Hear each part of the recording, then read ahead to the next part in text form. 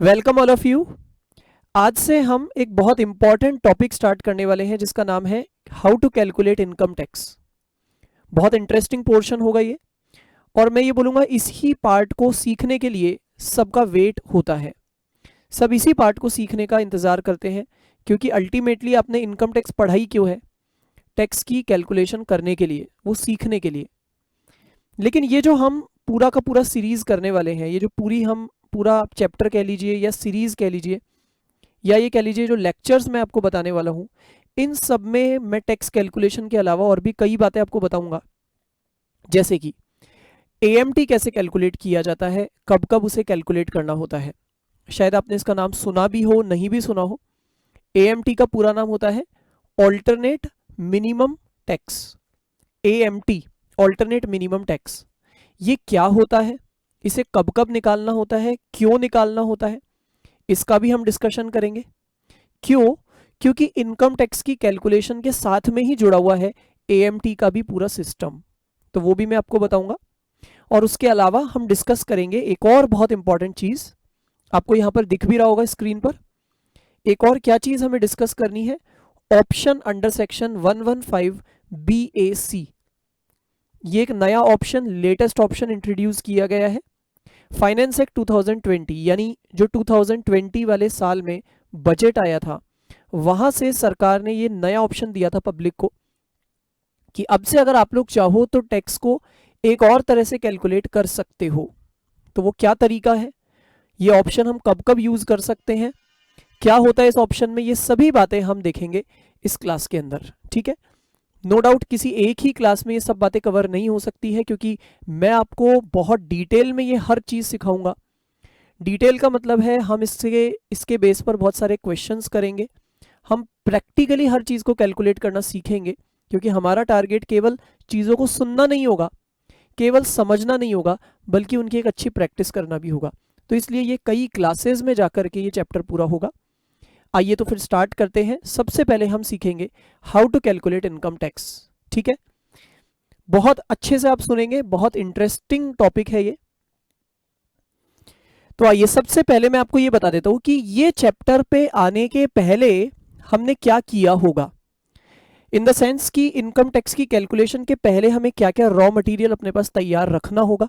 क्योंकि आप डायरेक्टली मैं आपको बोलूँ या कोई और आपको बोले कि भाई इनकम टैक्स निकाल के बता दो, तो क्या आप सीधे सीधे ऐसे निकाल के बता देंगे?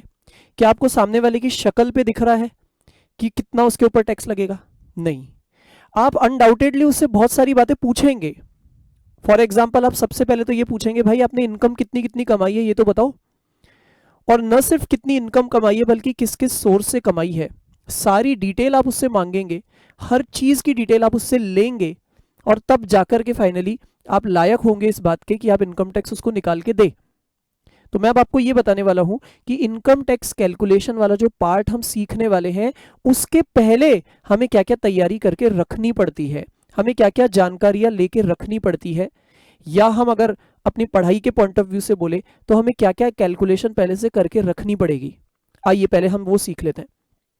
देखिए, आपको मैं पहले ये बता दूं, कैलकुलेशन ऑफ टैक्स लाइबिलिटी, ये टॉपिक हम अभी सीखना शुरू कर रहे हैं, लेकिन इसके पहले आपको बना के तैयार रखना पड़ेगा एक स्टेटमेंट।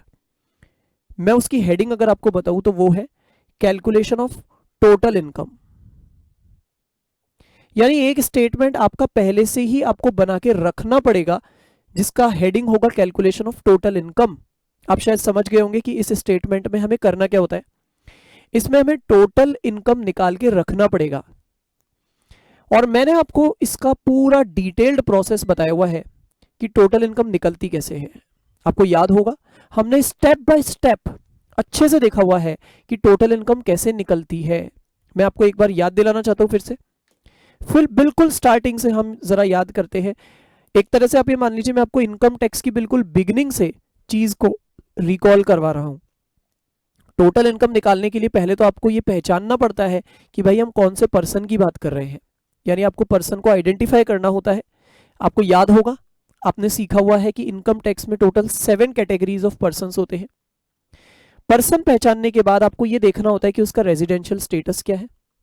उसके बाद में आपको ये पता करना होता है कि उसकी टोटल इनकम का दायरा क्या है, यानी उसकी कौन कौन सी इनकम्स टैक्सेबल होने वाली है, यानी आपको स्कोप ऑफ टोटल इनकम निकालना पड़ता है। इससे आपको ये मालूम पड़ता है कि सामने वाले की जो इनकम्स है उसमें से कौन कौन सी इनकम पर इंडिया में उसे टैक्स देना पड़ेगा।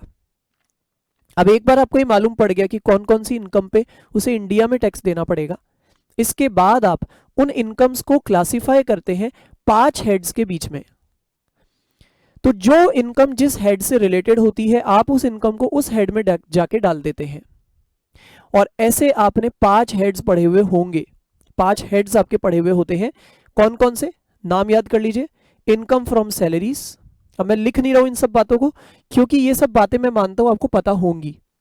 One is income from salaries, second is income from house property, next is PGBP यानी profits and gains of business और profession, next is capital gains and the final is income from other sources. अब आप क्या करेंगे, मैं ये मान लेता हूं आपने ये स्टेटमेंट ऑलरेडी तैयार कर रखा होगा।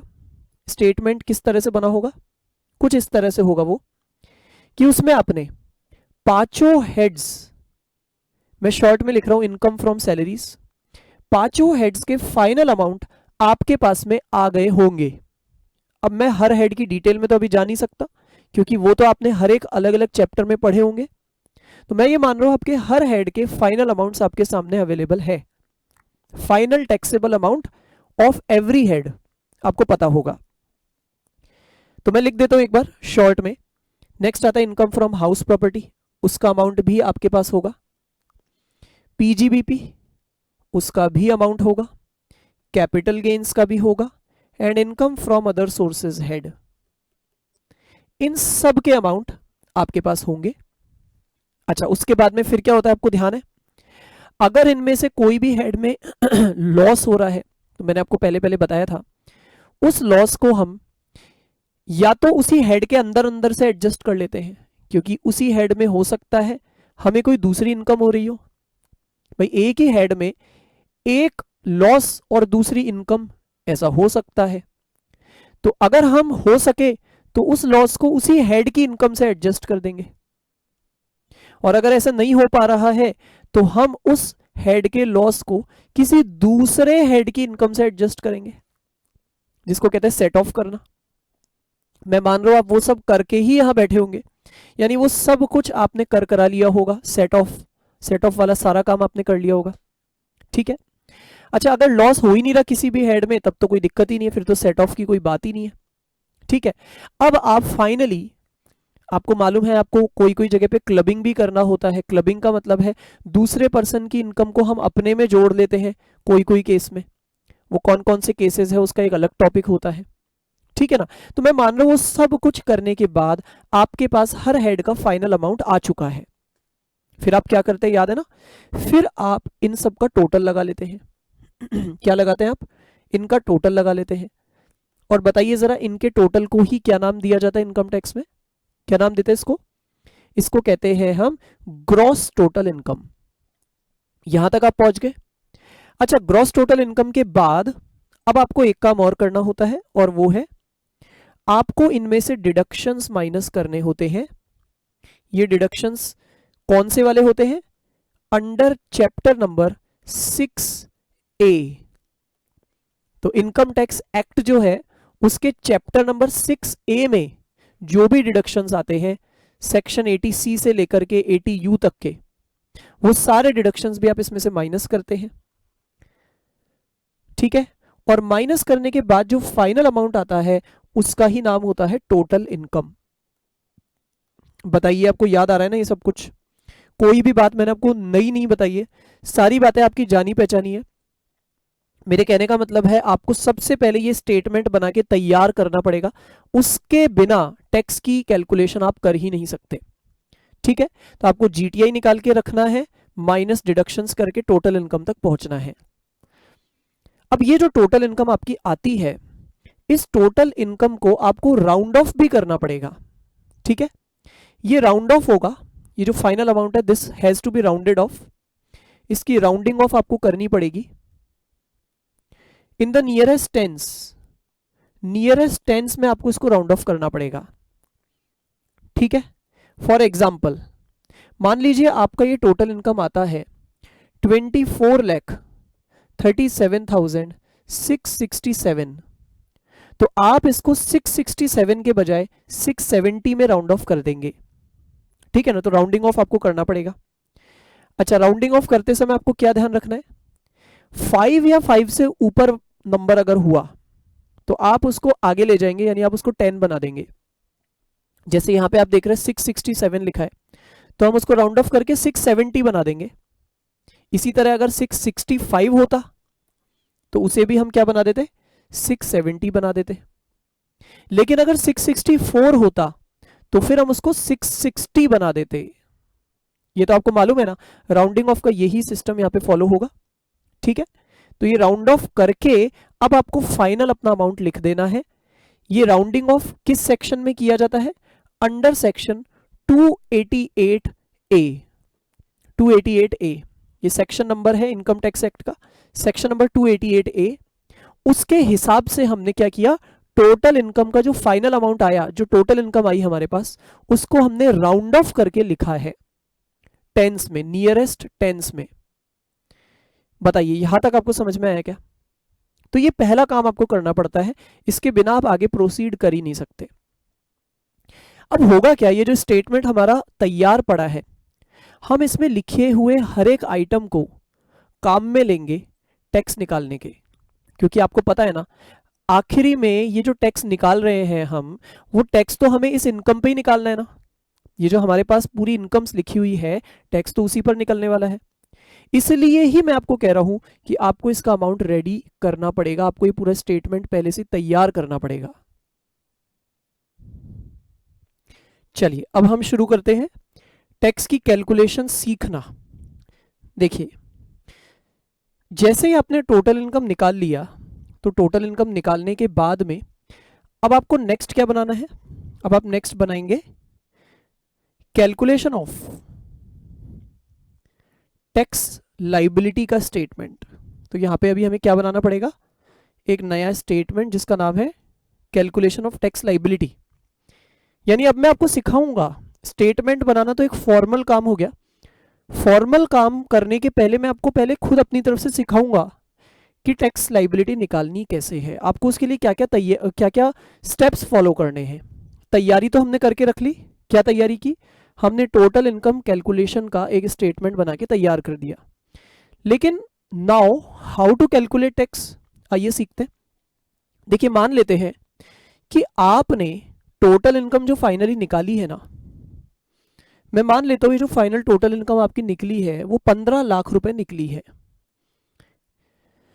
तो मान लेते हैं ये जो साल है, इस साल की टोटल इनकम 15 लाख रुपए है, पूरे साल भर की टोटल इनकम आपकी 15 लाख रुपए है। अब हमारा टारगेट है इस 15 लाख रुपए पर टैक्स निकालना। कैसे निकाला जाएगा, तो समझिए आप इस बात को कि ये जो 15 लाख रुपए का टोटल इनकम है, इस टोटल इनकम में से कुछ ऐसी इनकम्स इसके अंदर शामिल है जिन पर हमें एक स्पेशल रेट ऑफ टैक्स बताई जाती है। मैं आपको एक एग्जांपल देता हूं। जैसे देखिए ये जो टोटल इनकम है, आपको मालूम है इसमें कैपिटल गेन्स हेड की इनकम भी जुड़ी हुई है, पांचों हेड्स की जुड़ी हुई है, ये मैंने माना है।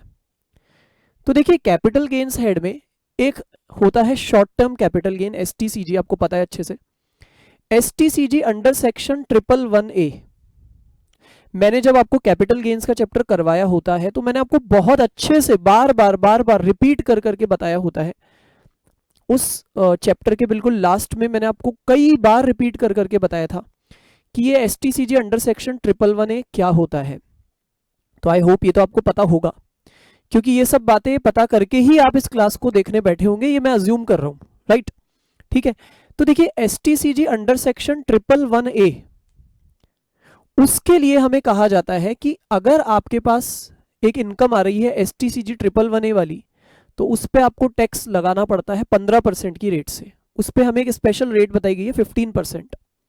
अब आप मुझे बताइए जो हमारी टोटल इनकम है, हमने 15 लाख रुपए की टोटल इनकम निकाली, इसके अंदर ही तो वो एसटीसीजी भी जुड़ा हुआ होगा, क्योंकि सारी इनकम है इसके अंदर जुड़ी हुई, जरूर इसमें वो एसटीसीजी 111A भी शामिल होगा। तो हमें पता है क्या करना है, जिन जिन भी इनकम्स पर एक अलग रेट ऑफ टैक्स बताई गई है, एक स्पेशल रेट ऑफ टैक्स बताई गई है। अच्छा, सारी इनकम्स पे हमें स्पेशल रेट नहीं बताई जाती है, कुछ कुछ पे ही बताई जाती है। तो जिन कुछ कुछ इनकम्स पर हमें एक स्पेशल रेट ऑफ टैक्स बताई गई है, हमें क्या करना है, उन सारी इनकम्स को छांट के अलग कर देना है। 15 लाख तो आपकी टोटल इनकम है, लेकिन इसमें से आपको छांट के वो इनकम्स को अलग कर देना है जिनके रेस्पेक्ट में आपको स्पेशल रेट ऑफ टैक्स बताई गई है। अब मैं मान लेता हूं, जस्ट फॉर एग्जांपल, मैं मान लेता हूं 15 लाख रुपए की टोटल इनकम में से एक तो 1 लाख रुपीज की इनकम है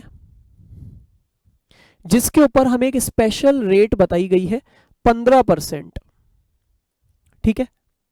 दूसरा, 15 लाख रुपए की टोटल इनकम में से मैं मान लेता हूं एक 1.5 लाख रुपए की इनकम भी शामिल है इसमें, जिसके ऊपर रेट ऑफ टैक्स आती है 20%। अब वो कौन सी इनकम है आप उसमें मत जाइए, मैं जस्ट आपको समझाने के लिए बता रहा हूं कि मान लीजिए 15 लाख में से 1 लाख पे स्पेशल रेट है 10%, सॉरी 15%।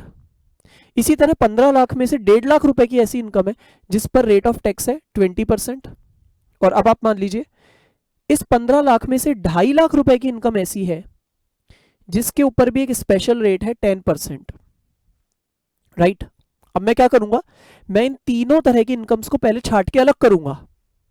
याद रखिए, हम टैक्स कैलकुलेट करना सीख रहे हैं, तो उसमें मैंने आपको सबसे पहला काम क्या बताया, आप टोटल इनकम को सामने रखिए और उसमें से छांट के अलग कर दीजिए वो सारी इनकम्स जिनके लिए आपको एक स्पेशल रेट बताई गई है। अब ऑब्वियसली आप सोच रहे होंगे कि सर हमें क्या पता किन किन इनकम्स पे स्पेशल रेट बताई गई है, तो मैं वही तो आपको बताऊंगा, चिंता मत करिए, सब बातें मैं आपको बताऊंगा। अभी मैं पहले आपको सिस्टम बता रहा हूं, फिर मैं आपको एक एक बारीकी में लेके चलूंगा। तो मैंने क्या माना, 15 लाख में से 1 लाख, 1.5 लाख एंड 2.5 लाख, यानी कुल मिलाकर के 5 लाख रुपए की मैंने आपको ऐसी इनकम बता दी है जिनको हमने छांट के अलग कर दिया। क्यों किया, क्योंकि इन पे एक स्पेशल रेट ऑफ टैक्स हमें बताई गई है। ठीक है, बताइए कुल मिलाकर के कितनी इनकम को मैंने छांट के अलग किया, 5 लाख रुपए। बताइए इस 5 लाख रुपए की इनकम पर आप टैक्स निकाल सकते हैं क्या? Answer is very easy, yes it is very easy. कैसे इजी कैसे है? अरे सीधी सीधी बात है, मैंने बता तो दिया आपको कि इसमें से जो 1 लाख रुपए की इनकम है उसके ऊपर हमें डायरेक्टली एक स्पेशल रेट बताई गई है टैक्स की। कितनी है वो? 15%। तो आप निकाल लीजिए ना 15%, उसमें दिक्कत क्या है? 1 लाख रुपए का 15% निकाल लीजिए, 15,000 तो टैक्स आ गया इस पर, सीधे सीधे टैक्स आ गया इस पे। अच्छा, 1.5 लाख रुपए पर 20% आप निकाल लीजिए तो 30,000 आ गया इसके ऊपर। अच्छा, 2.5 लाख रुपए पे 10%, या चलिए आप ऐसा मान लीजिए कि ये जो 10% है इसके बजाय हम इसको 30% वाला इनकम मान लेते हैं, क्योंकि एक ऐसी भी हमें स्पेशल इनकम बताई जाती है जिसपे रेट है 30%। मैं आपको सब बताऊंगा बाद में। अच्छा, तो कहने का मतलब है अगर 2.5 लाख पे मैं 30% निकालता हूं तो वो स्ट्रेट फॉरवर्ड आ जाता है 75,000। बताइए कुल मिलाकर ये जो 5 लाख रुपए की इनकम हमने छांट के अलग की, इस पे तो आपने टैक्स बड़े आसानी से निकाल लिया ना। कितना आया टोटल टैक्स, बता दीजिए टोटल टैक्स कितना आया? 1 लाख, बताइए कितना आया? 1,20,000 रुपए। ठीक है, यहां तक की बात क्लियर, अच्छे से समझ में आ गई? ओके। अब मुझे बताइए 15 लाख में से मैं अगर इन 5 लाख रुपए की इनकम को हटा देता हूं तो बचेगा कितना? 10 लाख रुपए। अच्छा, मैं क्यों हटा रहा हूं? मैं 15 लाख में से 5 लाख क्यों हटा रहा हूं? अरे क्योंकि अब जो बची हुई 10 लाख की इनकम है उस पर भी तो टैक्स निकालना है। ऐसा थोड़ी उस पर टैक्स नहीं लगेगा, लगेगा तो सही उस पर, लेकिन उसके टैक्स लगने का तरीका थोड़ा अलग होगा। तो अभी हम क्या कर रहे हैं, हम 15 लाख रुपए में से इस 5 लाख को हटा रहे हैं। अब जो बच गया है, कितना बच गया है? बैलेंस कितना रह गया है, लिख देता हूं मैं। बैलेंस टोटल इनकम कितनी है? बैलेंस टोटल इनकम है 10 लाख रुपए। ठीक है ये बात? तो 10 लाख रुपए की जो बैलेंस टोटल इनकम है, अब हम इस पर कैसे टैक्स निकालना होता है वो सीखेंगे। ठीक है, सीखना शुरू करें। पहले तो आप ये बात और समझ लीजिए कि जो बैलेंस टोटल इनकम बची है, ये जो 10 लाख रुपए की बैलेंस टोटल इनकम बची है, इसकी खासियत क्या है? इसकी खासियत ये है कि इस पर हमें कोई स्पेशल रेट ऑफ टैक्स नहीं बताई गई है। राइट? तो पता है इसे कई बार हम अपनी नॉर्मल भाषा में इसे कह देते हैं, आप कई बुक्स वगैरह में भी पढ़ेंगे, इसको कह दिया जाता है नॉर्मल इनकम। ये जो बची हुई 10 लाख रुपए की इनकम है ना, इसको हम कई बार कह देते हैं नॉर्मल इनकम। नॉर्मल इनकम क्यों कह रहे हैं? क्योंकि इस पर कोई स्पेशल रेट ऑफ टैक्स नहीं बताया गया है, इसलिए हम इसको क्या नाम दे देते हैं? It is simply the normal income. ठीक है ना? चलिए अब हम सीख रहे हैं इस नॉर्मल इनकम पे टैक्स कैसे निकाला जाता है। सुनेंगे आप बहुत अटेंशन के साथ में, अटेंशन बिल्कुल कम नहीं होगा, नहीं तो आगे दिक्कत हो जाएगी। ध्यान से देखते हैं। देखिए ये जो नॉर्मल इनकम है, इस पे टैक्स निकालना ये डिपेंड करता है इस बात पे कि हमारा ये असेसी जो है, जिस असेसी के लिए हम कैलकुलेशन कर रहे हैं, ये असेसी कौन सा पर्सन है।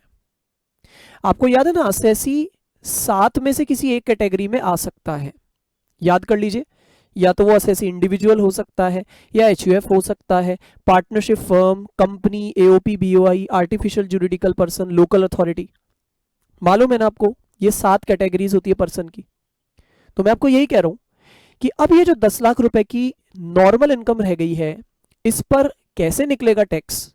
दिस विल डिपेंड अपॉन कि हमारा असेसी कौन सी कैटेगरी का पर्सन है। ठीक है, मैं आपको बता देता हूं इसमें।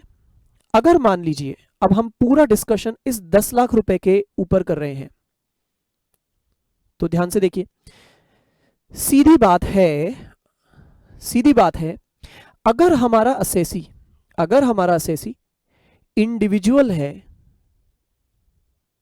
या एचयूएफ है, हिंदू अनडिवाइडेड फैमिली है, या एओपी या बीओआई है, या लोकल अथॉरिटी है।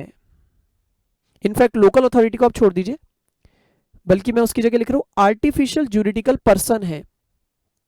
क्या क्या बोला मैंने? इंडिविजुअल, या एचयूएफ, या एओपी बीओआई, या आर्टिफिशियल जुरिडिकल पर्सन। तो अगर हमारा असेसी इनमें से किसी भी कैटेगरी में आता है, तो पता है क्या होगा? तो ये जो 10 लाख रुपए की नॉर्मल इनकम है, इस पे आप टैक्स कैसे निकालेंगे? सुनिए बहुत ध्यान से। तो आप इस पे टैक्स कैसे निकालेंगे? स्लैब रेट्स के अकॉर्डिंग। किसके अकॉर्डिंग? बताइए किसके अकॉर्डिंग? स्लैब रेट्स के अकॉर्डिंग।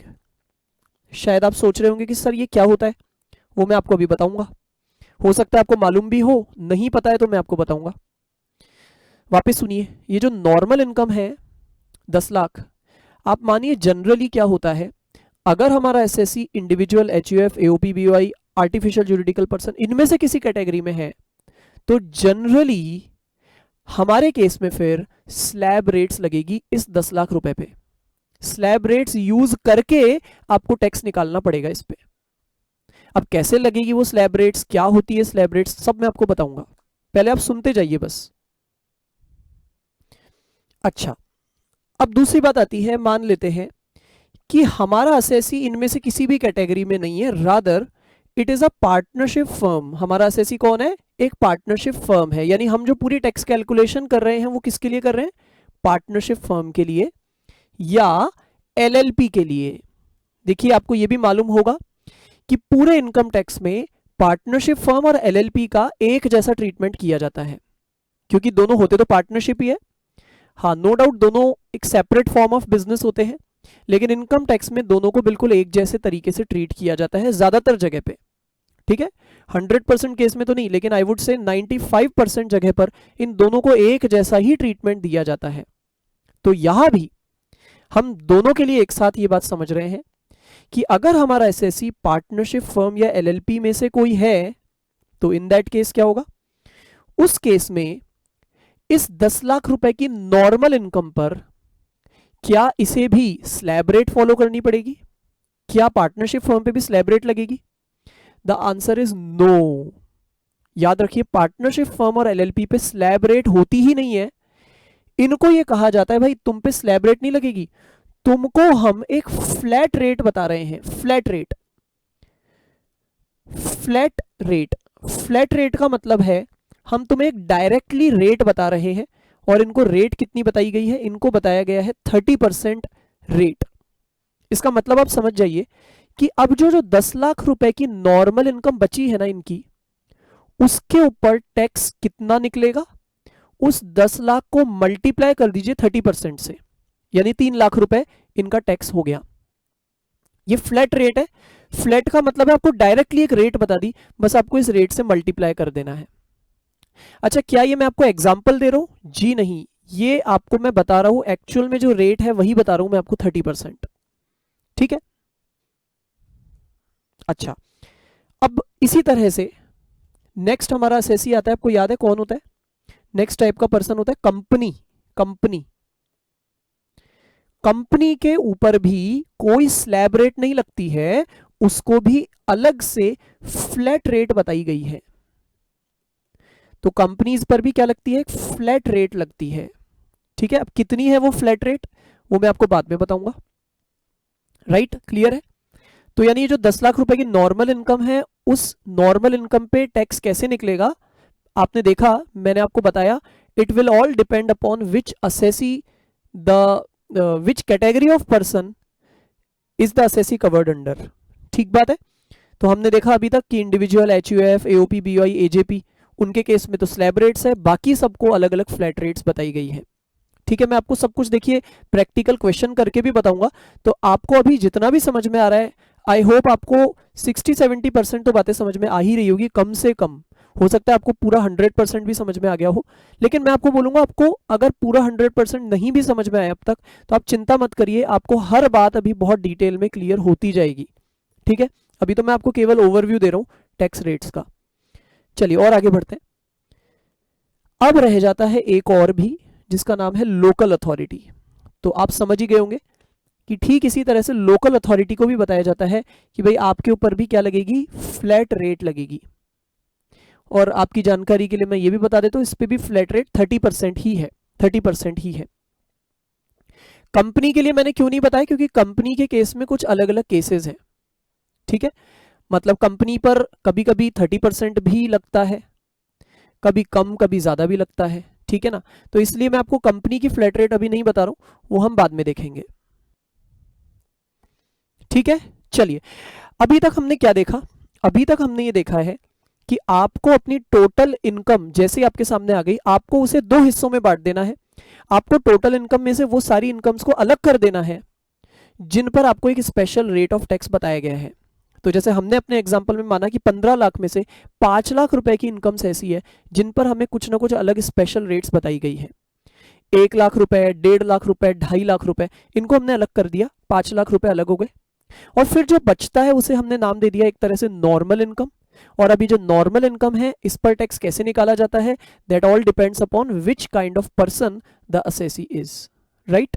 ठीक है, थोड़ा आइडिया आपको मिल गया होगा। अच्छा, अब मैं आपको अब सबसे पहले ये बताने वाला हूं कि वो कौन कौन सी इनकम्स है जिन पे स्पेशल रेट ऑफ टैक्स हमें बताई गई है।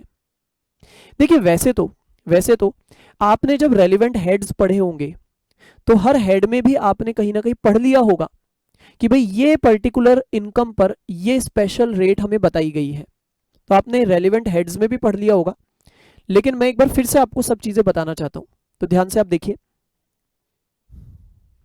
तो देखिए, सबसे पहले आपको याद कर लेना है, पहली स्पेशल इनकम जिस पे स्पेशल रेट बताई गई है वो है शॉर्ट टर्म कैपिटल गेन्स। जरा ध्यान से आप यहाँ पे लिस्ट में देख लीजिए, आपको क्लियरली पता चल जाएगा। एक होता है short term capital gains under section 111A, इसके ऊपर हमें स्पेशल रेट बताई गई है 15%। फिर दूसरा होता है एलटीसीजी अंडर सेक्शन 112, उस पर हमें स्पेशल रेट बताई गई है 20%। ठीक है, ये सब मैंने आपको पहले बताया हुआ है। आपको याद होगा कैपिटल गेन्स हेड में ही लास्ट में मैंने आपको बताया था कि short term capital gain, long term capital gains पे कैसे अलग अलग रेट्स ऑफ टैक्सेस लग सकती है, हमने देखा हुआ है ये। और वहां पे मैंने आपको बताया था कि वैसे तो लॉन्ग टर्म कैपिटल गेन्स पे हमें जनरली 20% रेट पर टैक्स देना पड़ता है, लेकिन एलटीसीजी यानी लॉन्ग टर्म पर भी कभी कभी हमें 10% टैक्स देने से भी काम चल जाता है। ऐसे कुछ एक्सेप्शनल केसेस हमने वहां पे पढ़े थे।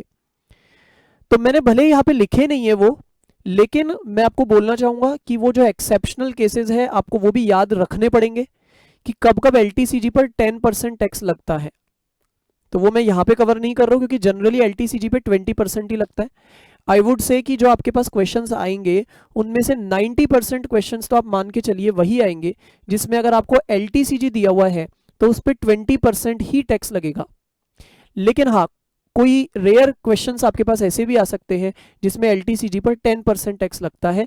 वो कौन कौन से केस होते हैं वो मैं आपको अभी नहीं बताने वाला हूँ, क्योंकि वो फिर एक अलग ही टॉपिक हो जाएगा। वो सब मैंने आपको कैपिटल गेन्स वाली क्लास में बिल्कुल लास्ट में बताया हुआ है। ठीक है, चलिए तो फिर, तो लॉन्ग टर्म कैपिटल गेन्स, उसके ऊपर जनरली 20% टैक्स रेट है अंडर सेक्शन 112। इसके अलावा लॉन्ग टर्म कैपिटल गेन्स का एक और अलग से सेक्शन आता है 112A। 112A, और मैं आपको जस्ट याद दिलाने के लिए कह रहा हूं, बाकी अभी मुझे फिर से वहां पे जाना नहीं है, उस टॉपिक में डाइवर्ट नहीं होना। मैं आपको केवल छोटी सी हिंट दे रहा हूं, आपको याद हो तो, कि short term capital gain 111A और long term capital gain 112A, इन दोनों में बहुत सी बातें कॉमन थी। अंतर छोटे मोटे से थे बस इन दोनों में। इन दोनों में बहुत सी बातें सेम थी 111A में और 112A में। और अंतर एक तो सबसे बड़ा ये था कि 111A में शॉर्ट टर्म कैपिटल गेन्स हो रहा है, जबकि 112A में लॉन्ग टर्म हो रहा है। बाकी मैं मानता हूं मोस्ट ऑफ द बातों में, ज्यादातर बातों में ये दोनों सेक्शंस बिल्कुल सेम थे, बिल्कुल सेम थे, आपको याद आ रहा होगा। इनमें 3 चीजों को कवर किया गया था। मैं एक बार फिर भी कह देता हूं, इक्विटी शेयर्स लिस्टेड वाले, फिर listed units of equity oriented mutual fund, and the third was units of business trust. दोनों ही सेक्शंस यानी 111A और 112A दोनों ही इन 3 चीजों को कवर करके बनाए गए थे। बस अंतर ये था, एक में शॉर्ट टर्म कैपिटल गेन्स, एक में लॉन्ग टर्म कैपिटल गेन्स। और अगर आपको याद हो तो ये जो 112A है, ये ऐसा कहता था, ये जो 112A है ये ऐसा कहता था कि इस सेक्शन में अगर आपको एलटीसीजी हो रहा है, लॉन्ग टर्म कैपिटल गेन हो रहा है, अब कब हो रहा है वो मैं वापस नहीं बताने वाला, मैंने अभी आपको शॉर्ट में बता भी दिया। बाकी डिटेल के लिए तो आपको फिर कैपिटल गेन्स हेड पढ़ना पड़ेगा फिर से, लास्ट में मैंने बताया हुआ ये सब। तो 112A ऐसा कहता है कि अगर आपको ये वाला एलटीसीजी होता है तो इसमें 1 लाख रुपए तक पे तो कोई टैक्स नहीं लगेगा, 1 लाख तक पे। 1 लाख के ऊपर वाला जो हिस्सा है ना, बस उसी पर आपको टैक्स देना है at the rate 10%। For example, मान लीजिए आपको एलटीसीजी 112A वाला 4 लाख रुपए का हुआ है, तो क्या आपको पूरे 4 लाख रुपए पे 10% देना पड़ेगा टैक्स? जी नहीं, आपको इसमें से केवल 1 लाख रुपए के ऊपर वाला जो हिस्सा है ना, बताइए 1 लाख के अलावा क्या बचा? 3 लाख बचा, तो आपको केवल 3 लाख रुपए पे ही टैक्स देना पड़ेगा। अब आप सोचिए जरा, आपने जब टोटल इनकम निकाली होगी, जब आपने टोटल इनकम का स्टेटमेंट बनाया होगा और उसमें जब आपने कैपिटल गेन्स हेड लिखा होगा, तो यहां तो पूरे के पूरे, इसमें तो पूरे के पूरे 4 लाख रुपए शामिल होंगे। ठीक बात कह रहा हूं ना मैं भाई? अगर आपको एलटीसीजी 112A वाला 4 लाख रुपए का हुआ है, तो आपने टोटल इनकम के स्टेटमेंट में तो पूरे 4 लाख लिखे हैं, याद रखिए पूरे 4 लाख ही लिखने होते हैं। लेकिन इसका मतलब आप मुझे बताइए, ये जो 15 लाख रुपए आपकी टोटल इनकम आई होगी, ये पूरे 4 लाख रुपए इसमें शामिल होंगे ना? यस, बिल्कुल होंगे। लेकिन आप जब इस 4 लाख रुपए पे टैक्स निकालने लगेंगे ना, तो उस समय आपको याद रखना पड़ेगा कि 4 लाख में से केवल 3 लाख रुपए पे ही 10% मल्टीप्लाई होगा, पूरे 4 लाख पे 10% मल्टीप्लाई नहीं होगा। ठीक है ना? ये मैंने आपको बता दिया है कि आपने टोटल इनकम में पूरा लिखा होगा, लेकिन अभी आपको केवल 3 लाख रुपए पे ही टैक्स कैलकुलेट करना है। तो ये अच्छी बात है, हमारे लिए फायदे की बात होती है। टैक्स की रेट कितनी है? 10% है। ठीक है, तो ये भी एक स्पेशल रेट वाला सेक्शन हो गया। फिर उसके बाद नेक्स्ट आपको एक और स्पेशल रेट क्या याद करनी है? Casual income under section 115BB। Casual income under section 115BB। ठीक है, आपको याद होगा अदर सोर्सेज वाले हेड में आपने कैजुअल इनकम्स के बारे में बहुत कुछ पढ़ा होगा। उसमें lottery incomes, income from game shows, games, card games and other games, बहुत सारी चीज़ें, horse race, other races, crossword puzzles, ये बहुत सारी चीज़ों को कैजुअल इनकम के अंदर कवर किया जाता था। तो अगर आपने कैजुअल इनकम कमाई है, उसके ऊपर भी स्ट्रेट फॉरवर्ड आपको स्पेशल रेट बताई गई है 30%। ठीक है, तो ये 4 चीज़ें आपको कम से कम याद रखनी ही है। आप मान के चलिए आपके क्वेश्चंस में स्पेशल रेट वाली ये ही 4 इनकम्स आती हैं। वैसे मैं आपको ये बताना चाहूंगा कि स्पेशल रेट वाली इनकम्स और भी कई होती है इनकम टैक्स एक्ट में, लेकिन हमें वो कवर नहीं करना है। होती तो और भी कई है, बट वो हमें कवर करने की जरूरत नहीं है, हमें केवल ये 4 ही कवर करने हैं। समझ में आ रहा है आपको? चलिए, तो मैंने आपको बता दिया है, इसको आपको अच्छे से याद रखना है। आपको अगर इनमें से कोई भी स्पेशल रेट इनकम नजर आती है तो आपको उस पर अलग से ध्यान रखना है, और आपको टोटल इनकम में से उन्हें छांट के अलग कर देना है, और उन पे आपको अलग से टैक्स निकालना है, जैसा कि अभी अभी हमने यहाँ पे निकाला। बताइए, समझ में आ गया? और फिर जो बच जाती है टोटल इनकम, उसका आपको क्या करना है मैंने आपको बता दिया। नॉर्मल इनकम का आपको क्या करना है वो मैंने आपको बता दिया। चलिए, अब नेक्स्ट बात ये आती है, आप बोलेंगे सर मान लीजिए असेसी जो है वो इंडिविजुअल या एचयूएफ या एओपी बीओआई या आर्टिफिशियल जुरिडिकल पर्सन है, तो सर आपने बताया कि अब उसे जो नॉर्मल इनकम है उसकी, उस पर उसको स्लैब रेट के हिसाब से कैलकुलेशन करनी पड़ेगी। तो सर ये स्लैब रेट क्या होती है? तो अब मैं आपको यही बताने वाला हूं कि ये स्लैब रेट्स क्या होती है, इनके हिसाब से कैसे कैलकुलेशन की जाती है। तो अब मैं आपको एक बार ये अज्यूम करते हुए पूरी आगे की बात बताऊंगा। मान लेते हैं एक बार के लिए कि जो हमारा असेसी है वो इंडिविजुअल है। कौन है वो? इंडिविजुअल है। और उस इंडिविजुअल असेसी की आपने स्पेशल रेट वाली इनकम तो अलग कर दी होगी, उस पर आपने टैक्स भी अलग से निकाल लिया होगा। अब जो उसकी नॉर्मल इनकम रह गई है हमारे एग्जाम्पल में 10 लाख रुपए, अब उस पर हम कैसे टैक्स कैलकुलेशन करेंगे? आइए अब मैं आपको वो बता देता हूं। उस पर हमें लगानी पड़ेगी स्लैब रेट्स, राइट? अब ये स्लैब रेट्स क्या होती है, कैसे लगती है, आइए सीख लेते हैं। बहुत आराम से आपको समझ में आएगी हर बात, बस आपको अपने अटेंशन को कम नहीं करना। आइए सीख लेते हैं स्लैब रेट्स का सिस्टम क्या होता है। यहां मैं आपको बता रहा हूं जनरल स्लैब रेट्स, ठीक है। हालांकि आपको पहले ही मैं बताना चाहता हूं कि 2020 में जो बजट आया था, यानी फाइनेंस एक्ट 2020, उसके अंदर सरकार ने पब्लिक को ये बोला था, स्पेशली इंडिविजुअल्स और एचयूएफ्स को ऐसा बोला था कि भाई आप लोगों के लिए हम अलग से भी कुछ स्लैब रेट्स बता रहे हैं। तो देखिए, अभी मैं आपको जो स्लैब रेट बता रहा हूं वो तो नॉर्मल वाली स्लैब रेट्स है, जो काफी समय से चलती आ रही है, कई सालों से चलती आ रही है। तो अभी तो मैं आपको वो वाली स्लैब रेट्स बताऊंगा, लेकिन सरकार का अब ये कहना है 2020 के बजट के बाद से, गवर्नमेंट का अब से ये कहना है कि आप लोग चाहो तो ये जो जनरल स्लैब रेट्स है आप उसके हिसाब से भी टैक्स निकाल सकते हो। जनरल जो आपको स्लैब रेट्स बताई गई है, हमेशा से आपकी चलती आ रही है, आप उसके हिसाब से भी टैक्स निकाल सकते हो। और अगर आप चाहो ना तो आपके पास एक ऑप्शन है कि आप दूसरी स्लैब रेट्स भी फॉलो कर सकते हो। तो मैं, याद रखिए, आपको पहले केवल जनरल स्लैब रेट्स बता रहा हूं, बाकी अभी जो 2020 के बजट से सरकार ने नई स्लैब रेट्स बताई है वो मैं आपको बाद में बताऊंगा। और मैं आपको यह भी बता दूं, असेसी के पास ऑप्शन है, वो इन दोनों में से कोई भी स्लैब रेट वाला सिस्टम फॉलो कर सकता है, ठीक है। हालांकि और भी उसकी कई डिटेल्ड बातें हैं, वो सब मैं आपको बाद में ही बताऊंगा। अभी तो पहले आप जनरल स्लैब रेट्स को सीखिए। सबसे पहले तो आपको यह समझ में आनी चाहिए। देखते हैं, इसके लिए आपको यह बात ध्यान रखनी है, इसको आप ऐसे याद करिए, बहुत आसान तरीके से मैं आपको बता रहा हूं। मान लेते हैं ये हमारे पास एक कंटेनर है, ठीक है। मान लीजिए ये कंटेनर है, इस कंटेनर में आपको पानी भरना है, ठीक है। अब आप मुझे बताइए, आप अगर इसमें पानी भरेंगे तो वो पानी सबसे पहले नीचे ही नीचे सेटल होगा ना, नीचे से भरना शुरू होगा, भरते भरते भरते भरते भरते भरते ऊपर आएगा। ऐसा ही होता है ना, कोई डाउट ही नहीं है इसमें। इसी तरह से हमें क्या करना है, अब इस कंटेनर में इस बार पानी नहीं डालना, रादर इसमें हमें भरनी है नॉर्मल इनकम। नॉर्मल इनकम, ठीक है। ये एक याद करने का तरीका है सिंपली। आप सोचेंगे अच्छा सर इनकम टैक्स लॉ में ऐसा लिखा हुआ है क्या? नहीं, ऐसा नहीं लिखा हुआ, ये मैं आपको बता रहा हूं, याद करने का इजी तरीका है। तो आपको क्या करना है, नॉर्मल इनकम जो आपकी रह गई है ना, कितनी है हमारे एग्जांपल में? 10 लाख रुपए।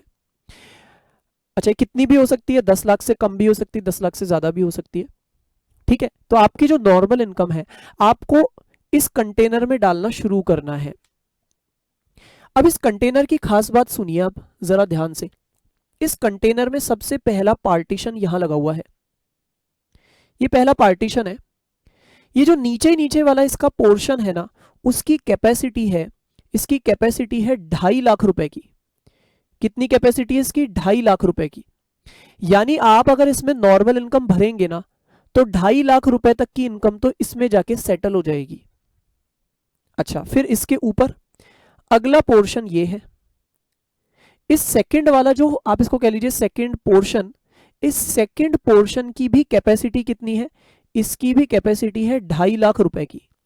यानी इसमें भी 2.5 लाख रुपए ही आ सकते हैं। यानी नीचे ही नीचे 2.5 लाख रुपए, उसके ऊपर वाले पोर्शन में भी 2.5 लाख, टोटल कितने हो गए? 5 लाख। टोटल कितने हो गए? 5 लाख। अच्छा, अब इसके ऊपर आइए। इसके ऊपर अब नेक्स्ट पोर्शन की हम बात करते हैं। ये जो थर्ड पोर्शन है इसकी कैपेसिटी है 5 लाख रुपए तक की। यानी इसमें 5 लाख रुपए तक आप भर सकते हैं। तो सबसे पहले 2.5 लाख, फिर से 2.5 लाख, फिर उसके बाद सीधे 5 लाख। बताइए टोटल कितना हो गया? अगर मैं नीचे से ऊपर तक का टोटल पूछूं तो टोटल हो गया 10 लाख रुपए। 2.5 प्लस 2.5 प्लस 5 तो टोटल हो गया 10 लाख रुपए। All right. अच्छा, अब देखिए 10 लाख रुपए तक की नॉर्मल इनकम है, वो तो हमारी यहां तक में भर गई।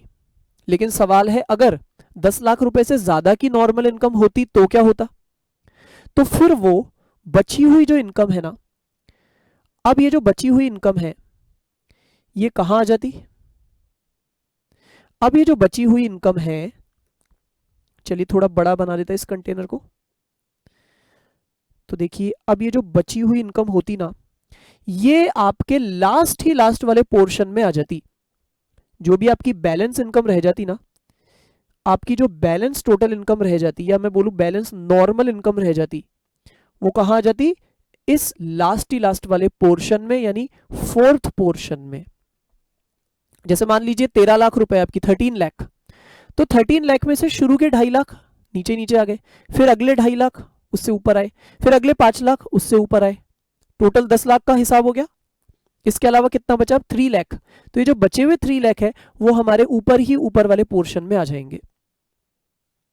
यानी जितना भी बचा होगा ना, जितनी भी हमारी नॉर्मल इनकम बची हुई होगी, वो ऊपर ही ऊपर वाले फ्लोर में या पोर्शन में आप सेटल करवा दीजिए।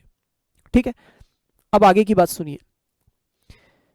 आगे अब आपको क्या करना है, अब सुनेंगे आप ध्यान से। नीचे ही नीचे, यानी सबसे पहले जो 2.5 लाख रुपए जो सेटल हुए हैं, याद रखिए उन 2.5 लाख रुपए पे कोई टैक्स नहीं लगता है। यानी उन पे अगर आप मेरे से रेट पूछेंगे तो मैं आपको बताऊंगा 0% टैक्स रेट है, 0%। अच्छा, उसके ऊपर 2.5 लाख पे चलते हैं। तो ये जो अगले 2.5 लाख रुपए है उनके ऊपर टैक्स की रेट हमें बताई गई है 5%। मैं आपको पूरा कैलकुलेशन करके बताऊंगा, पहले सुन लीजिए। अच्छा, उससे ऊपर जो अगले 5 लाख रुपए है उस पे टैक्स रेट कितनी है? उसके ऊपर टैक्स की रेट है सीधे 20%। और जो बच जाता है, जो बैलेंस आपकी नॉर्मल इनकम रह गई है, उसके ऊपर कितना टैक्स लगेगा? 30%। ठीक है, चलिए अब जैसे मान लेते हैं, अब एक एग्जांपल लेते हैं हम। अब मैं आपको एग्जांपल दूंगा तो आपको बहुत अच्छे से क्लियर हो जाएगा। मान लीजिए, एग्जांपल लीजिए जरा। मान लेते हैं कि हमारी जो नॉर्मल इनकम है वो है 10 लाख रुपए। हमने तो एग्जांपल में 10 लाख ही लिया है। तो चलिए एक बार इस 10 लाख रुपए की नॉर्मल इनकम पे जरा टैक्स निकलवा दीजिए स्लैब्स लगा करके। देखिए ये स्लैब रेट ही है, ये जो मैंने आपको पूरा सिस्टम बताया इसी को हम कहते हैं स्लैब रेट वाला सिस्टम। ठीक है, स्लैब का मतलब मान लीजिए अलग अलग पार्ट्स। ठीक है, तो आपने देखा कि यहां पर हमें जो टैक्स रेट बताई गई है वो एक फ्लैट रेट नहीं बताई गई है, बल्कि हमें ये बोला जा रहा है कि आपको अपनी इनकम को हिस्सों में बांट देना है और हर हिस्से पे एक अलग रेट हमें बताई गई है। इसको हम कहते हैं स्लैब रेट वाला सिस्टम। चलिए 10 लाख रुपए की नॉर्मल इनकम पे फटाफट मेरे को टैक्स निकाल के बता दीजिए। बोलिए क्या होगा, क्या होगा? चेक करते हैं। सबसे पहले हम जानते हैं शुरू के 2.5 लाख, सबसे पहले 2.5 लाख नीचे ही नीचे जाके सेटल होंगे। ये कंटेनर को जरा आप सामने ले आइए तो आपको और इजी लगेगा।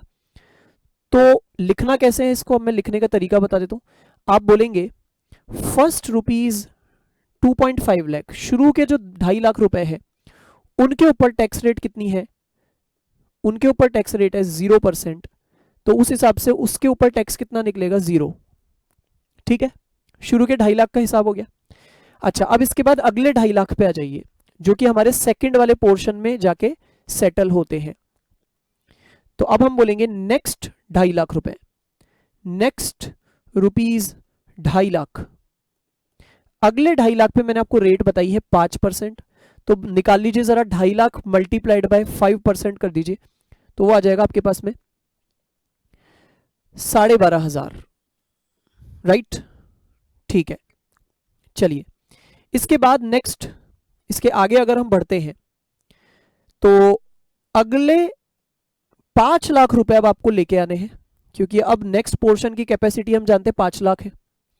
तो नेक्स्ट 5 लाख पर कितना बताया था मैंने आपको, कितनी रेट होती है बताइए, उसके ऊपर होती है 20%। तो 5 लाख का 20% करेंगे तो क्या आएगा, 1 लाख।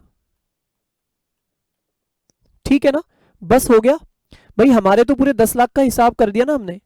10 लाख के ऊपर कुछ होता तो फिर हम उसको लास्ट ही लास्ट वाले पोर्शन में लेके जाते, लेकिन अभी तो 10 लाख ही है हमारे पास। तो टोटल ही जो 10 लाख रुपए की नॉर्मल इनकम है, इस पे बताइए टोटल टैक्स कितना निकला। तो अब आप ऐड कर देंगे इन तीनों को, पहले हिस्से पे 0, नेक्स्ट 12,500 और नेक्स्ट 1 लाख, तो टोटल कितना आ गया, 1,12,500। समझ में आ गया अच्छे से। चलिए तो ये है इसके अंदर पूरा हिसाब किताब। चलिए अब इसी तरह से फटाफट से जरा निकलवाइए मुझे, अगर हमारी नॉर्मल इनकम, अगर हमारी नॉर्मल इनकम 7 लाख है तो क्या होगा, निकलवाइए फटाफट से। चलिए सबसे पहले 7 लाख में से शुरू के 2.5 लाख, फर्स्ट रुपीज 2.5 लाख, बताइए उस पर रेट कितनी होती है, हम जानते हैं 0% होती है, तो उस हिसाब से 0 रुपीज निकलेंगे। अच्छा अगले 2.5 लाख रुपए करेंगे, उसके ऊपर रेट कितनी है, 5% है, कितना आ जाएगा, 12,500। अब बताइए 2.5 लाख प्लस 2.5 लाख टोटल 5 लाख तक का तो हिसाब हो गया। हमारे शुरू के दोनों पोर्शंस की बात तो पूरी हो गई। अब बताइए कितना रह गया है, 5 लाख का तो हिसाब हो गया, अब कितना रह गया, 2 लाख। बताइए जो 2 लाख रुपए है ये कौन से वाले पोर्शन में जाके सेटल होंगे, ये जाएंगे हमारे थर्ड वाले पोर्शन में। ठीक है, वैसे तो हमारे थर्ड वाले पोर्शन की टोटल कैपेसिटी कितनी है, 5 लाख, लेकिन वो भरेगा कितना, केवल 2 लाख ही भरेगा, क्योंकि हमारी इनकम है ही इतनी। तो चलिए जितना भर रहा है अच्छी बात है। तो अब ये जो बैलेंस बचे हुए 2 लाख रुपए रह गए हैं, ये जो बचे हुए 2 लाख रह गए हैं, आपको ध्यान है ये थर्ड वाले स्लैब में जा रहे हैं, यानी थर्ड वाले पोर्शन में जाके सेटल हो रहे हैं, जिसपे रेट होती है 20%। तो बस सीधे सीधे आप 2 लाख का 20% निकाल लीजिए, आ जाएगा 40,000 रुपए। बताइए हो गया ना हमारा टोटल। 7 लाख रुपीज की नॉर्मल इनकम थी, हमने पूरे 7 लाख का कैलकुलेशन यहां दिखा दिया है। तो बता दीजिए जरा टोटल कितना टैक्स बना, वो बना 52,500। आ गया आपको समझ में, ठीक है। यानी जितनी हमारी नॉर्मल इनकम है आपको बस उसे ले जाना है जहां तक भी वो पहुंच पा रही है, जिस स्लैब तक भी वो पहुंच पा रही है, बस वहीं तक आपको उसको ले जाना है और छोड़ देना है। चलिए अभी एक और आप कैलकुलेशन करवा दीजिए। अगर हमारी यहां पे नॉर्मल इनकम, मान लेते हैं हमारी यहां पर नॉर्मल इनकम है 25 लाख रुपए, कितनी है, 25 लाख, निकलवाइए उसमें फटाफट से करते चलिए। शुरू के 2.5 लाख रुपए पे, शुरू के 2.5 लाख रुपए पे कोई टैक्स नहीं लगता, 0 आ गया। अच्छा अगले 2.5 लाख रुपए, अगले 2.5 लाख रुपए पे कितना होता है, 5% के हिसाब से 12,500। ठीक है ना, टोटल 2.5 प्लस 2.5 5 लाख का हिसाब मैंने दे दिया। अच्छा अब उसके बाद अगले सीधे 5 लाख रुपए आएंगे, क्योंकि नेक्स्ट वाले की हमारी कैपेसिटी 5 लाख है, 20% टैक्स रेट है, कितना आ जाएगा, 1 लाख। बताइए टोटल कितने का हिसाब हो गया, 10 लाख रुपए का। 2.5 लाख प्लस 2.5 लाख प्लस 5 लाख 10 लाख हो गया। बताइए इसके अलावा भी कुछ है क्या, जी हाँ बिल्कुल, हमारी नॉर्मल इनकम है 25 लाख, उसमें से अभी तक तो 10 लाख का ही हुआ है।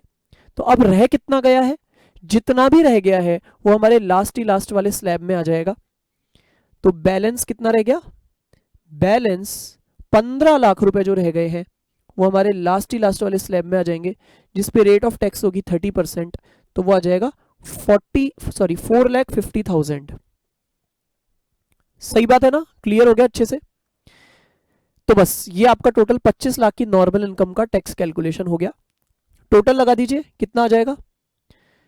5,62,500, 5,62,500। बताइए समझ में आ गया? ये आपका टोटल टैक्स निकल चुका है। इस तरह से आपको स्लैब रेट्स लगानी होती है। आई होप आपको स्लैब रेट लगाना अच्छे से आ चुका है। आ गया है अच्छे से? बताइए फटाफट। चलिए, अब आपको स्लैब रेट अगर अच्छे से लगाना आ गया है तो देखिए स्लैब रेट में कुछ थोड़ी सी और वेराइटीज है। वो वेराइटीज क्या है मैं आपको बता देता हूं। देखिए सबसे पहले तो आप यहां पर देख लीजिए, जो अभी मैंने आपको स्लैब रेट्स बताई है वो जरा नोट्स में भी आप पढ़ लीजिए। देखिए क्या लिखा हुआ है कि 2.5 लाख रुपए तक की जो आपकी नॉर्मल इनकम है, याद रखिए यहाँ पे भले ही टीआई यानी टोटल इनकम लिखा है, लेकिन हम उसमें से केवल नॉर्मल इनकम की ही यहाँ बात कर रहे हैं। मैं आपको शुरू से बताते आ रहा हूँ। तो नॉर्मल इनकम पे ही हमें ये स्लैब रेट्स लगानी है। जो नॉर्मल इनकम है अगर वो आपकी 2.5 लाख रुपए तक की है तो 2.5 लाख रुपए तक पे तो हम जानते हैं जीरो रेट है। फिर 2.5 लाख से 5 लाख वाला जो हिस्सा है, यानी ऑब्वियसली वो 2.5 लाख ही आएगा ना। तो जो नेक्स्ट 2.5 लाख रुपए है उस पे मैंने आपको बताया 5% की रेट है। उसके बाद अगले 5 लाख रुपए, अगले 5 लाख रुपए तो वो 5 लाख से 10 लाख के बीच वाला हिस्सा हो गया ना। तो यानी जो अगले 5 लाख रुपए है उस पे हमारी रेट है 20%। और अब जो टोटल हम 10 लाख रुपए तक तो पहुंच गए, अब उसके ऊपर जितना भी रह जाता है बैलेंस, उस पे मैंने आपको बताया था 30% की टैक्स रेट लगेगी। ठीक बात है? यही स्लैब हमने देखे अभी। चलिए, तो कुल मिला के हमने देखा 4 स्लैब्स में हमारा ये पूरा का पूरा बटा हुआ है सिस्टम। 4 स्लैब्स, एक 0%, एक 5%, एक 20% और एक 30%। लेकिन अब मैं आपको यहाँ पे ये बताना चाह रहा हूँ, देखिए ये तो जो हमने स्लैब्स का सिस्टम पढ़ा है ये नॉन सीनियर सिटीजन्स के लिए पढ़ा है, यानी जिनकी एज 60 साल से कम की है। 60 साल से कम की जिनकी एज है उनके लिए तो ये सिस्टम लगता है। सवाल है जो सीनियर सिटीजन्स है यानी जिनकी एज 60 ईयर्स हो चुकी है, 60 या 60 से ज्यादा हो चुकी है, उन पर कैसे लगेगा सिस्टम? आइए अब हम वो देख लेते हैं। देखिए जो सीनियर सिटीजन्स है ना, उन पर क्या होगा, काफी कुछ वैसा ही तरीका चलेगा, बस कहां अंतर आएगा आप वो नोटिस करिए। देखिए मैंने आपको अब तक के सिस्टम में ये बताया कि सबसे पहले पोर्शन में कितनी कैपेसिटी है, 2.5 लाख। ठीक बात है? और उस पर टैक्स रेट कितना है, 0%। फिर मैंने आपको क्या बताया था, मैंने आपको बताया था अगला पोर्शन उसकी भी कैपेसिटी कितनी है, 2.5 लाख, और उस पर टैक्स कितना लगेगा, 5%। तो बताइए यहां तक आके पूरे 5 लाख का काम हो गया। इसके बाद फिर मैंने आपको बताया था अगले 5 लाख रुपए, अगले 5 लाख रुपए इस पर टैक्स कितना लगेगा, सीधे 20%। और फिर जो बच जाता है उस पर कितना लगेगा, 30%। यही बताया था ना मैंने अब तक आपको। लेकिन सीनियर सिटीजन्स के केस में एक छोटा सा अंतर आ जाएगा, जिनकी 60 या 60 से ज्यादा की एज है उनके केस में एक छोटा सा अंतर यह आ जाएगा कि उनके केस में जो नीचे ही नीचे वाला हमने पोर्शन बनाया है, नीचे ही नीचे वाला जो पार्टीशन बनाया है उसको आप थोड़ा सा ऊपर शिफ्ट कर दीजिए, थोड़ा सा। देखिए मैं एक बार करता हूं, ध्यान से आप देखिए, मैं इसको थोड़ा सा ऊपर शिफ्ट कर देता हूं, यानी इसकी कैपेसिटी को हम थोड़ा बढ़ा रहे हैं। 2.5 लाख की जगह इसको हम कर रहे हैं 3 लाख की कैपेसिटी वाला। नीचे ही नीचे वाला जो पोर्शन है सबसे पहला ही पहला वाला, उसकी कैपेसिटी आप 3 लाख रुपए कर दीजिए, तो सेकंड वाला जो है वो केवल 2 लाख का रह जाएगा। ठीक है? सेकंड वाला कितने का रह गया, 2 लाख रुपए का। समझ में आ रहा है आपको? बस बाकी सब कुछ वैसा का वैसा छोड़ दीजिए आप। अब बताइए आपको क्या समझ में आया? आपको समझ में यह आया होगा कि सीनियर सिटीजन्स के केस में शुरू के 2.5 लाख रुपए नहीं बल्कि शुरू के 3 लाख रुपए पे कोई टैक्स नहीं लगता। देख रहे हैं ना आप? अच्छा, फिर अगले 2 लाख रुपए पे, अगले 2 लाख रुपए पे 5% लगता है। अच्छा, फिर आगे तो वही सिस्टम है, अगले 5 लाख रुपए पे 20%। अब देखिए 10 लाख तक का तो हिसाब पूरा हो गया, और अब इसके ऊपर जितना भी बचेगा, बचे खुचे पे 30%। ठीक है ना? तो देखा आपने किस तरह हमारे स्लैब्स चलते हैं। जैसे जैसे आप ज्यादा कमाते जा रहे हो वैसे वैसे आप पे टैक्स की रेट ज्यादा होती जा रही है, यानी जो जितना ज्यादा कमाएगा उस पे टैक्स का उतना ही बर्डन आता जाएगा। जो केवल 5 लाख रुपए तक ही टोटल कमा रहा है, नॉर्मल इनकम की मैं अगर बात करूं, तो उस पे इतना बर्डन नहीं आ रहा। जो 10 लाख रुपए तक कमा रहे हैं उस पे ज्यादा आ रहा है, जो 10 लाख से भी ज्यादा कमा रहा है उस पे और ज्यादा आ रहा है। ये सिस्टम चलता है स्लैब रेट्स के अंदर, ठीक है। चलिए एक बार मान लेते हैं हम सीनियर सिटीजन हैं। सीनियर सिटीजन अगर है तो उस हिसाब से बताइए, अगर नॉर्मल इनकम हमारी है 25 लाख रुपए, तो बताइए टैक्स कितना बनेगा। निकालिए फटाफट। देखिए हमने पहले निकाला हुआ है कि अगर 25 लाख रुपए की नॉर्मल इनकम है तो उस पर टैक्स कितना बनता है, हमने निकाला था, वो ये था 5,62,500। अब एक काम करते हैं, वापस निकालते हैं इस पे सीनियर सिटीजन मानते हुए। बताइए फटाफट से कैसे होगा, करते हैं। सबसे पहले शुरू के 3 लाख रुपए पे कोई टैक्स नहीं लगेगा, ठीक है। अच्छा अगले 2 लाख रुपए पे क्या होगा, बताइए। अगले 2 लाख रुपए पे 5% के हिसाब से 10,000 रुपए। अच्छा अगले 5 लाख रुपए पर 20% के हिसाब से 1 लाख रुपए। और बताइए बैलेंस कितना रह गया है 25 लाख में से, बैलेंस 15 लाख रुपए जो रह गए हैं उस पर 30% के हिसाब से कितना बनेगा, 4,50,000। जरा टोटल लगा दीजिए, टोटल कितना आ रहा है, टोटल आ रहा है 5,60,000 रुपए, ठीक है, 5,60,000 रुपए। जबकि वैसे नॉर्मल में बना था 5,62,500, 5,62,500 रुपए। थोड़ा सा फर्क आया है, सीनियर सिटीजन्स को थोड़ा कंसेशन दिया है गवर्नमेंट ने, ठीक है। अच्छा मान लीजिए कोई सीनियर सिटीजन केवल 3 लाख रुपए तक ही कमा रहा है, तो उसको तो टैक्स देना ही नहीं है, ठीक है ना। जबकि नॉर्मल में जो सीनियर नहीं होते उनको केवल 2.5 लाख रुपए तक पे छूट है, जबकि सीनियर सिटीजन्स को हमने देखा 3 लाख रुपए तक पे छूट है। अब आप एक और बात सुन लीजिए, तीसरा स्लैब।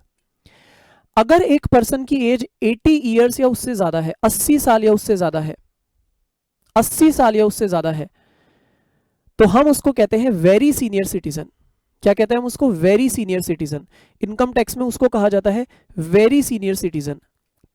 जिसकी एज 80 साल या उससे ज्यादा है उसको क्या कहते हैं हम, वेरी सीनियर सिटीजन। पता है यहां पे थोड़ा सा और भी अलग सिस्टम है। अब मैं आपको बता देता हूं, जो वेरी सीनियर है ना, उनके केस में क्या होता है। देखिए उनके केस में स्लैब्स का सिस्टम थोड़ा सा और बदल जाता है, देखेंगे आपको बहुत इजीली समझ में आ जाएगा। देखिए इनके केस में क्या होता है, आपको याद है अब तक हमने ये बनाया है कि शुरू का जो स्लैब है उसकी कैपेसिटी या तो 2.5 लाख हमने देखी या 3 लाख देखी। अभी तक यही दो केसेस देखे हमने। अच्छा सेकंड वाला जो स्लैब है उसकी कैपेसिटी या तो हमने देखी थी 2.5 लाख या देखी थी 2 लाख, याद आ रहा है आपको। अच्छा थर्ड वाले स्लैब की तो वही थी 5 लाख, और फोर्थ वाले की भी सेम थी, बची खुची सारी की सारी उसकी कैपेसिटी थी। अब तक हमने 2 केस देखे, लेकिन अब आप सुनिए, जो वेरी सीनियर सिटीजन्स है यानी जिनकी एज 80 साल या उससे ज्यादा की है, उनको एक और फायदा दिया जा रहा है, उनको और ज्यादा फायदा दिया जा रहा है। उनको यह कहा जाता है कि तुम्हारे हम शुरू के दोनों की दोनों स्लैब्स को मिला देते हैं। मेरे कहने का मतलब है कि आप ये बीच में से जो पहला पहला हमने पार्टीशन बना रखा है उसको आप हटा दीजिए। बता दीजिए अगर आप इसको हटाएंगे तो इस पूरे की कैपेसिटी कितनी हो गई, बताइए। इस पूरे की कैपेसिटी इकट्ठी करके कितनी हो गई, 5 लाख। सही बात है ना, ऐसा ही है ना, बताइए भैया। आप देखिए अगर आप इन दोनों को मिला देंगे तो टोटल कितना आएगा, 5 लाख आएगा। ऐसे ही आप इससे पहले वाले को भी देख लीजिए, इससे पहले वाले में भी अगर आप शुरू के दोनों को मिलाएंगे तो कितना आएगा, 5 लाख आएगा ना। तो मैं आपको ये कह रहा हूं कि वेरी सीनियर सिटीजन्स जो है ना, उनको ये कहा जा रहा है कि आपके हम शुरू के दोनों स्लैब्स को मिला देते हैं तो 5 लाख आ जाएगा।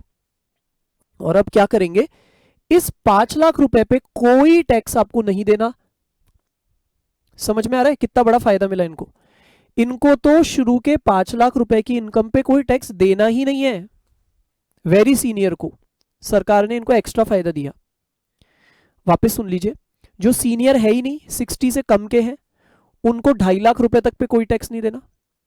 जो सीनियर है यानी 60 साल या उससे ज़्यादा के हैं लेकिन 80 साल से कम के हैं, 80 साल से कम होने चाहिए वो, तो उन पर 3 लाख रुपए तक पे कोई टैक्स नहीं है।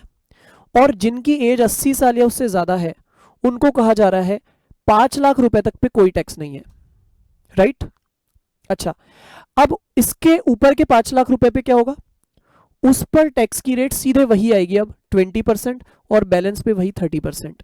यानी देखिए ये दोनों चीजें तो सेम है, ये दोनों तो हर जगह पे सेम मिल रही है हमें, जो फर्क आ रहा है ना वो बस शुरू के 2 स्लैब्स में ही आ रहा है हर जगह,